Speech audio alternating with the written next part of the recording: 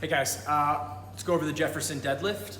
Can be done with a barbell if you really want to, but I don't think it's necessary. I honestly think that most of our athletes are going to be perfectly fine using a torpedo. What I've got here is two boxes, the 18-inch boxes. We do that to elevate ourselves, to give ourselves larger range of motion because the torpedo is long, and that'll make sense in just a second when I show you what the movement is.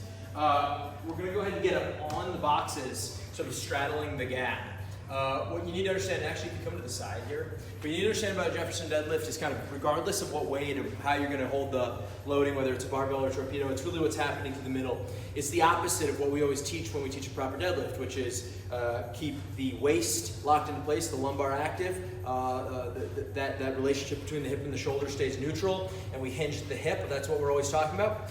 This is the opposite. We're actually going to ask athletes to kind of roll up one vertebrae at a time. We're going to allow them to flex through the waist here, rolling down into the bottom position, and then uncurling as they come all the way up. It should be done slowly, and if done properly, this is going to target the back pretty intensely, and that's why you just don't need a lot of weight. So kind of executed unloaded, you can see that I'm standing here, and what I'm going to do is I'm going to start by tucking my chin, and I'm going to literally try to think about my first vertebrae up as my shoulders roll forward, and I'm going to start to roll down, really, really rounded,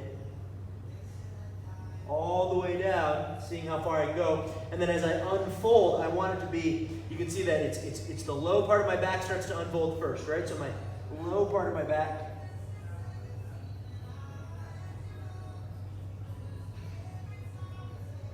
and I roll up to neutral. And so that's what we've got going on. And it should be done probably about that pace, pretty slowly. It's not a fast movement. So done a little bit with loading, I'm going to take my torpedo, and this is why we stand on the boxes. This is why we give ourselves the gap, because it allows the torpedo to travel past the floor, We're going to go ahead and tuck and start to let the weight kind of determine our position here. Get to the bottom.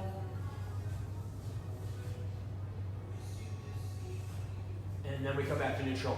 It's important at the top that you do, in fact, get back all the way to neutral. And that's a Jefferson deadlift.